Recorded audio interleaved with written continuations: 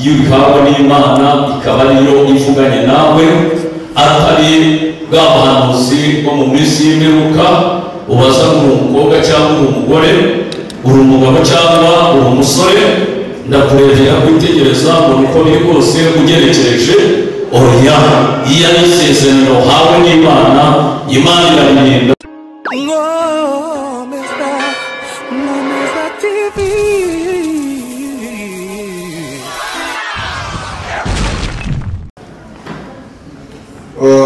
Somade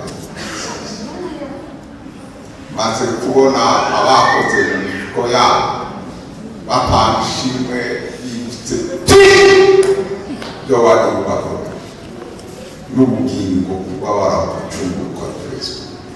Cyo gituma babonye baravuga bahugisha mu byo bafunze n'ibindi bakora imirimo yabo, bayibonere mu bwiza bwawe bahore bagushimira mu byo bakoze. Wakoze, tugiye kumva ijambo ryawe unyuza mu mugaragu wawe.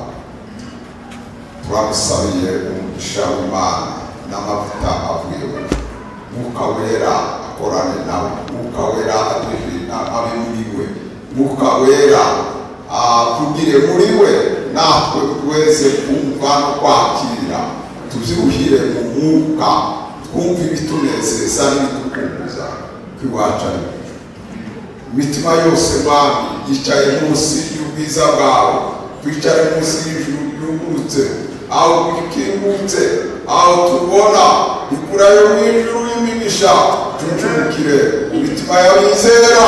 Jambo ryawe rirakiza, rikiza abakurikiza indwara, jambo ryawe rikiza abatewe n'abadayimoni, ijambo ryawe riramuze, natwe twakire ubuhanuzi bw'Imana.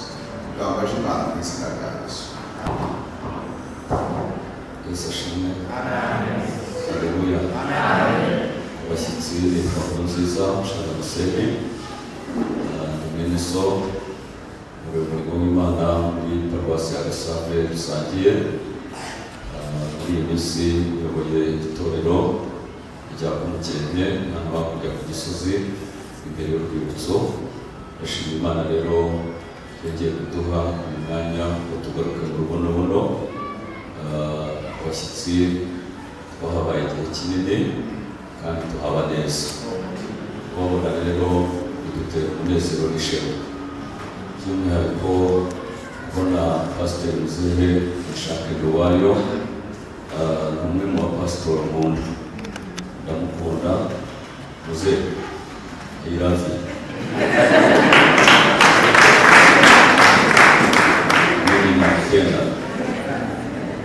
Uriya musaza yaranyoboye, anyobora Galilaya igihe kinini, aramfasha akajya agira inama nyinshi, hanyuma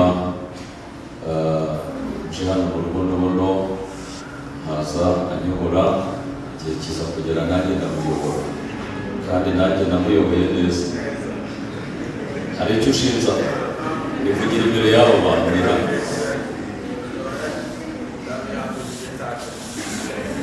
Amen. Reka twe gutinda dusome ijambo ry'Imana. Turasoma mu gitabo cya Ezekiyeli, dusome igitabo cya Ezekiyeli mu gice cyaho cya 36. Igitabo cya Ezekiyeli turasoma umurongo waho wa 25, dusome na 26.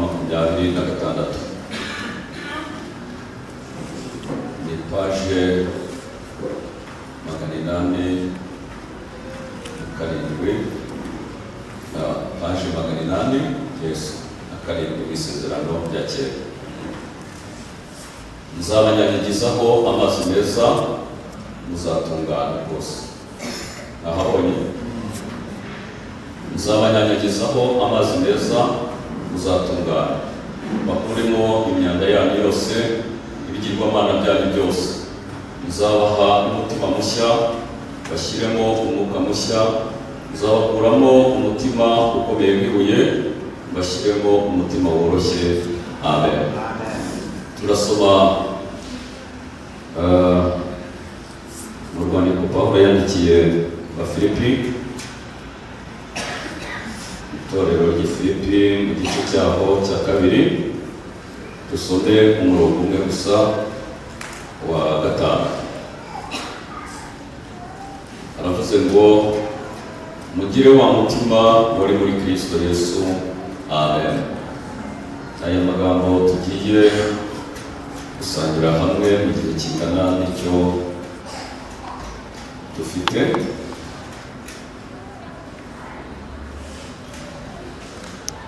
Dusomye mu iki gitabo.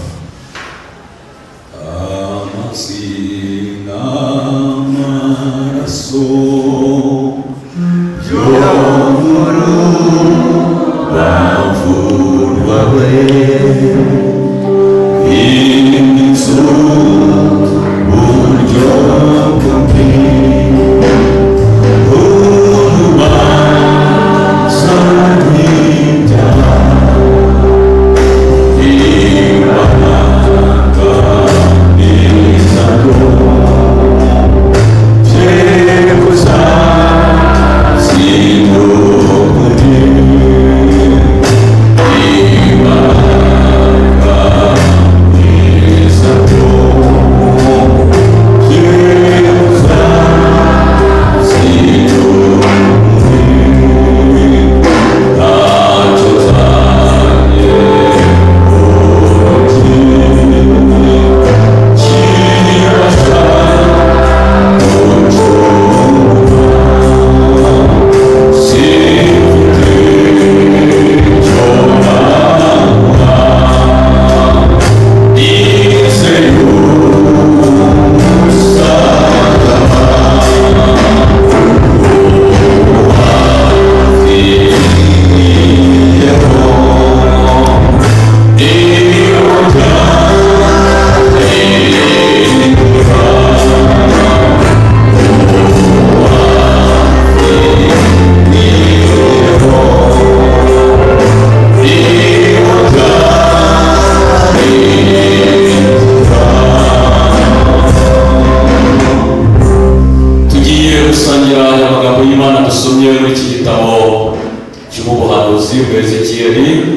ni igitabo kigizwe n'ibice 4 cyangwa se parite enye.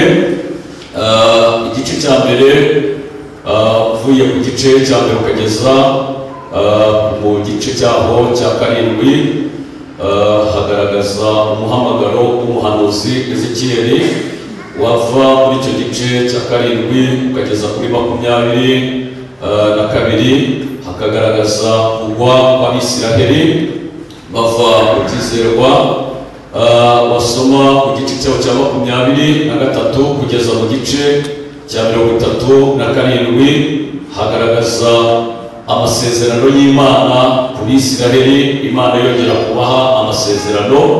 Hanyuma mu gice cyaho cya 38 kugeza mu gice cyaho cya 48 hagaragaza imbaraga z'Imana ntavogerwa. Burya Imana ifite imbaraga zitavogerwa, sifa kwa Mungu. Hanyuma muri izo parite uko ari enye zigize iki gitabo cya Ezekiyeli, nashimye ko tuza kuganira kuri parite ya 3 ahagaragaza amasezerano y'Imana ku bwoko bwayo bwa Isiraheli. Yagira ngo babwire ko amasezerano y'ubihawe n'Imana ikaba ariyo ivuganye nawe, atari bwa buhanuzi bwo mu minsi y'imperuka ubaza ngo uri umukobwa cyangwa uri umugore, uri umugabo cyangwa uri umusore, ndakurebera kwitegereza ngo uko biri kose ugerekereje. Oya, iyo ari isezerano hawe n'Imana, Imana irarinda. Nubwo waca mu miraba, nubwo waca mu makuba, nubwo waca mu gutera ubwoba, nubwo abana babona isezerano risa naho ibimenyetso byaryo byarangiye bitagihari bitakiriho, ariko iyavuganye nawe yatanze isezerano ibiri inyuma yaryo. Ndagira ngo mbibutse ngo nubwo itagaragara, nubwo amaso y'umubiri udashobora kuyireba ngo uyibone, ariko burya iri inyuma y'ijambo ryayo irarikurikirana, iraririnda. Sifa kwa Mungu. Igihe kikagera nubwo abantu babona ibimenyetso bisa naho byarangiye bitagihari, ariko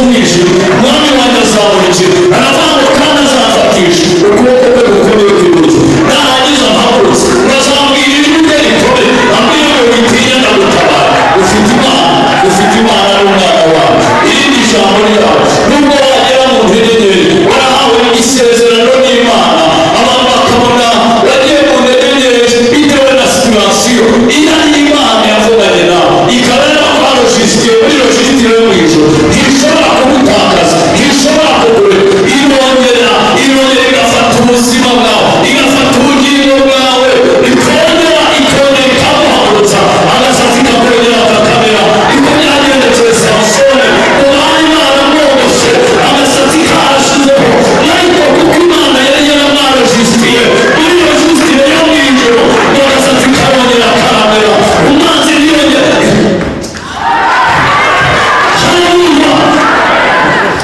ndumva naho Imana icyubahiro ndumva ashaka no kubwira haleluya uranyemereye haleluya ko mu maso nayo begira uranyemerera abazazi uzamura haleluya haleluya tugiye gusangira ijambo ry'Imana rifite insanganyamatsiko ivuga ngo kugira umutima mushya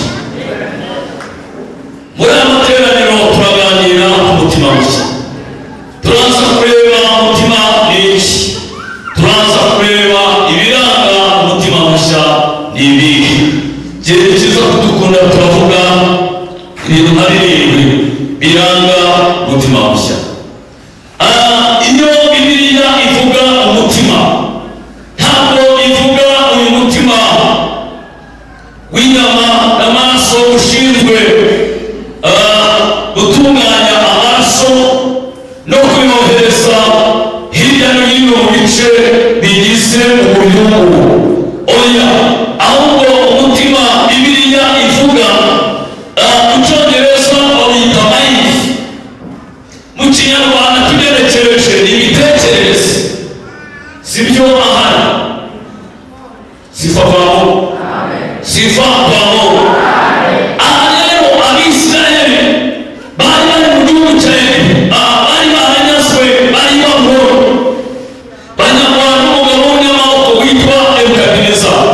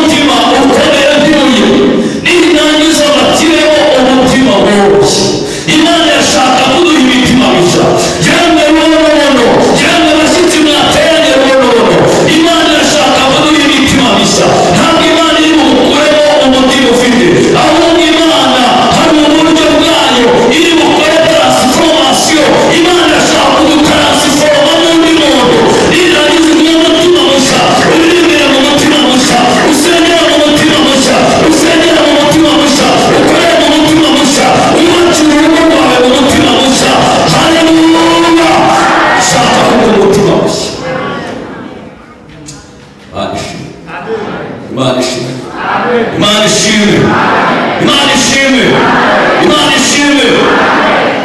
Cyambere kiranga umutima mushya ni urukundo. Yadusomye mu rwandiko rwa mbere Pawulo yandikiye itorero ry'i Korinto mu gice cyaho cya 13. Pawulo yarabivuze, haravuga ngo nubwo nagira indimi z'abantu nkagira n'iz'abamarayika ariko ntafite urukundo, haravuga ngo ntacyo naba maze nta n'icyo byamarira. Haravuga ngo urukundo ntirwirangira, urukundo ntirwihimbaza, urukundo ntirugira ishyari, haravuga ngo ntirutekereza ikibi ku bantu. Umutima w'urukundo. Hari abahanuzi muri iki gihe bari guhanura, bari gukorera Imana ariko badafite urukundo. Herutse kujya hano runaka, ageze basanga indirimbo y'abahanuzi yaje gusenga, sanga barimo barandika, bazanye impapuro barimo barandika amazina y'abantu kuri izo mpapuro. Bamaze kwandika amazina, barangije baracukura, bamaze gucukura barashyingura, barenzaho itaka, barangira barasiribanga, barabanga amasezerano ya ba runaka ngo turayasiribanze, ngo turayasiribanze, ngo twayashyinguye, ngo amasezerano yabo ntazasohore. Narangije ndabareba, yavanye muri abapfapfa, imwasomye ijambo ry'Imana. Bibiri mu gitabo cyo kubara 23:19 havuze ngo iki? Haravuze ngo Imana si umuntu ngo ibeshye, si n'umwana w'umuntu ngo yicuze. Ibyo yavuze no kubikora izabikora, ibyavuye mu kanwa kayo no kubisohoza izabisohoza. Ipfa kuba byaravuzwe nayo. Imana itanze isezerano, ibyo abantu bakora byose bakwandika, bashyingura, ibyo ntacyo bimaze kubera kwijya kurivuga ntibanza kubagisha inama. Nta majoriti Imana ikoresha, bimaze ngo murabyumva mute? Ibivuga nk'Imana, ikaririnda nk'Imana, ikazabisohoza nk'Imana, ikazabana nawe nk'Imana. Mutima w'urukundo. Mwikirize muvuge ngo amen, mwikirize muvuge ngo amen. Haleluya, haleluya. Cyakabikira mu mutima, mutima wicisha bugufi. Bibiliya ngo wicisha bugufi Imana izamuhera umuntu, ariko wishyira hejuru Imana izamucisha bugufi. Bibiliya ngo mbere gushyirwa hejuru kubanzirizwa no guca bugufiya. Biranditse mu gitabo cy'Imigani 24:4. Haravuze ngo wicisha bugufi yarangiza kubaha Uwiteka ingororano ye, icyubahiro, ubukire n'ubugingo. Wicisha bugufiya, umutima wicisha bugufiya. Imana ikubera umutima wo kwicisha bugufi. Mwikirize muvuge ngo amen, mwikirize muvuge ngo amen. Cyangwa kiranga umutima mushya Imana ishaka kuduha, umutima wizera, umutima wizera Imana. Biranditse mu gitabo urwandiko rw'Abaheburayo 10:37. Haravuze ngo haracyasigaye igihe kigufiya kandi uzaza ntazatinda. 38 yavuze ngo ariko umukiranutsi wanjye azabeshwaho no kwizera ariko nasubira inyuma, umutima w'Imana ntuzamwishimira. 39 haravuze ngo ariko twebweho ntidufite gusubira inyuma ngo turibuke, ahubwo dufite kwizera kugira ngo dukize ubugingo bwacu niturajya tubukizanye n'abaturwa. Umutima wizera. Mwikirize muvuge ngo amen.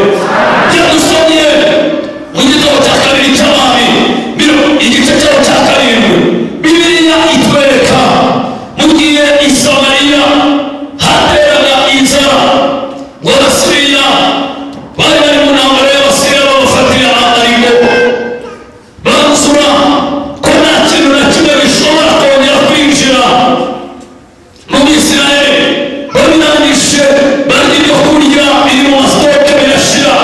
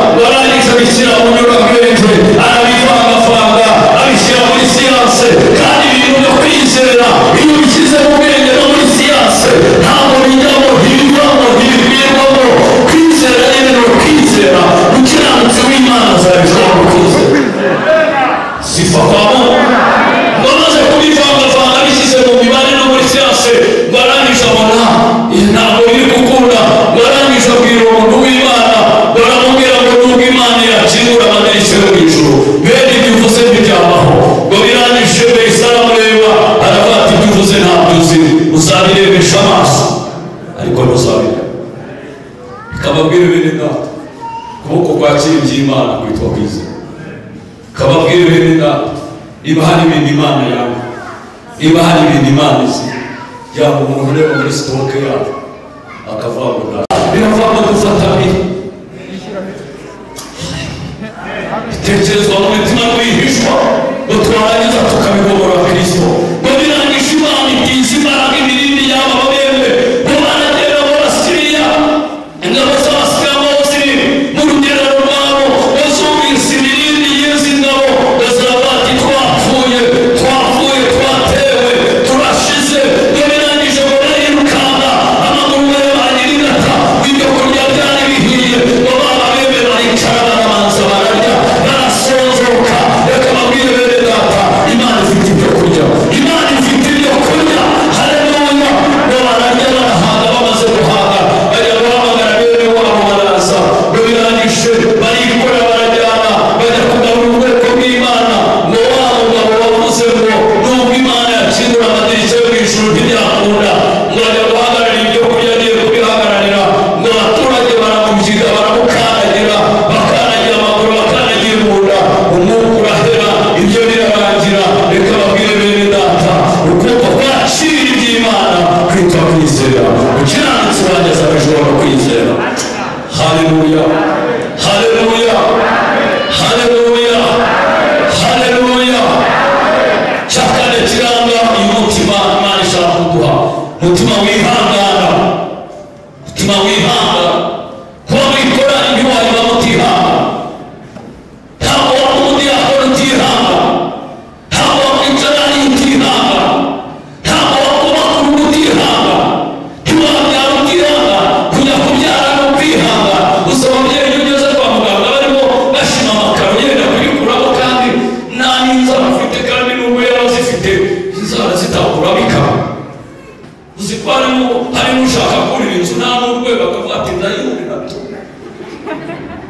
tihanganye ntiwapfa, tihanganye ntiwarera, tihanganye ntiwakora ku rugo, utihanganye ntiwaba muri sosiyete, utihanganye ntiwabana n'abantu, utihanganye mutima wihanga. Sifa kwa sifa kwa sifa kwa Yakobo 1:12 haravuze ngo hahirwa umuntu wihanganira ibimugerageza kuko namara kwemerwa azambikwa ikamba ry'ubugingo iry'Imana yasezeranije abayikunda bose. Sifa kwa Mungu. Haleluya. mutima wihangana. Abayobora 12 umurongo wa mbere haravuze ngo tugoswe n'igicucu cy'abahamya bangana batyo turira muri bituremerera n'icyaha kibasha kutwizingira vuba. abo ni Imana yabatugose, abo ni Imana yari yaranesheje, abo ni Imana bose bihanganye baranesha, bihanganiye bitutsi, bihanganiye gucuraguzwa, barangije bitwa abanyehirwe. birava ngo mwibuke ko abihanganye bose biswa abanyehirwe. Sifa kwabo, sifa kwabo.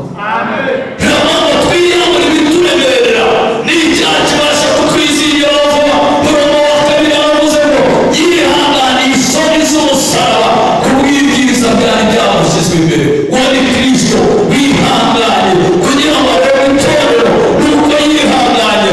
natwe abizera Kristo biradusaba kwihangana, kwihangana, kwihangana mama, kwihangana papa, biragusaba kwihangana. nutihangana urugendo ntabwo uzarusoza amahoro. nutihangana uzava muri korali wiruka kandi hanze haragutegereje. hanze ni habi. niko abaririmbyi ba Jumvayire baririmbye baravuze ngo hanze ni habi. baritugirire neza. uvuge cyane amen. wikirize kuvuge ngo amen. wongere kuvuge ngo amen. cya gatandatu mutima urwanira Imana ishyaka, mutima urwanira Imana ishyaka. iyo dusomye mu gitabo cyo kubara mu gice cyaho cya 25 umurongo wa 10 ibi bitubereka Abisirayeli bataye inshingano barenga ku mabwiriza n'amategeko Imana yari yabahaye. yari yarababujije gucudika n'abanyamahanga ngo barangije barenga ku byo gucudika n'abanyamahanga bageza ku rwego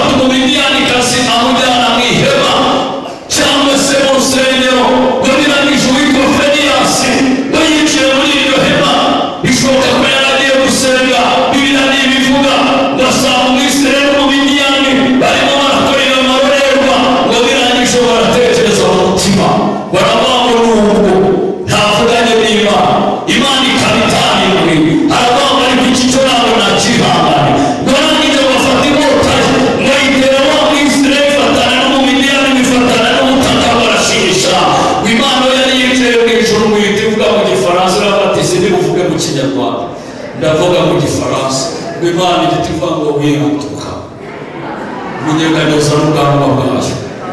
Haleluya! Biramwanga Feniyasi ukora ikintu nanjye nashakaga gukora. Barishimye gukora ikintu Imana yashakaga gukora. Imana ikakwirahira, Imana ivugira muri iryo teraniro, ibwira Mose iramubwira ngo vuga kuri Feniyasi. Haravanga Feniyasi wa Aroni, Feniyasi wa Eleyazari, kuko warwaniye Imana yawe ishaka ugahogerera Abisiraheli n'unyamugirira mu Bisiraheli. Icya kabiri, shize umutambyi mu rugo rwe udakuka. Ubaye umutambyi uzasimburwa n'umwana wawe, umwana wasimburwa n'umwuzukuru, umwuzukuru asimburwa n'umwuzukuruza, umwuzukuruza asimburwa n'umuvivi, kubera ko warwaniye Imana yawe ishaka. Ujye murwanira Imana yawe ishaka. Haleluya! Ujye murwanira Imana ishaka. Hirwa n'umushumba wanyu, hirwa mujye mumurwanira ishaka, mumugurire na kositimu, mumugurire na karuvati n'inkweto n'akantu gafata karuvati. Jya murwanira Imana ishaka. Ntubona mwene so abaye, ntukarinde gusenga. Hari abantu basenga amasengesho y'umuryango, ukabona umuntu arashoje, murimo uramusengera, warangiza ukavuga no mu ndimi ngo wi so w'inyo w'inazo ngo wi so nazo musengere, ariko nurangiza urambikeho n'inoti yawe y'ikinyomoro. Iryo sengesho riba risaba kurwanira Imana yawe ushaka. Haleluya! Haleluya! Urareba n'abantu bashaka guha Imana icyubahiro, mukihereze nta kibazo. Mwongere muyihereze icyubahiro, mwongere muyihereze icyubahiro. Haleluya! Cya karindwi, umutima unyurwa. Umutima unyurwa biranditse mu rwa mbere rwa Timoteyo. Pawulo yamwandikiye mu gice cyaho cya 6 umurongo waho wa 6 haravuze ngo icyakora koko kubaha Imana yo gufatanije no kugira umutima mwiza kuvamo inyungu nyinshi. Cyakora kubaha Imana no kugira umutima mwiza, iyo bifatanije bigahura, iyo meranje kubaha Imana no kugira umutima unyuzwe, iyo bihuriye muri iyo meranje bivamo inyungu nyinshi zaba umutima mushya. Imana ishimwe, Imana ishimwe, Imana ishimwe, Imana ishimwe. Uzabanyanyagizaho amazi meza, uzatungana. Amazi ni amazi yeza, ni amazi atunganya, ni amazi aduha imbaraga, ni amazi adukuraho imyanda. Biranditse mu butumwa bwiza bwanditswe na Yohana 7:37. Haravuze ngo umuntu nagira inyota aza ahone, biravanga ibyo yabivuze yerekeje ku Mwuka Wera. Imana ashaka kuduha amazi meza, Imana ashaka kutugenderera.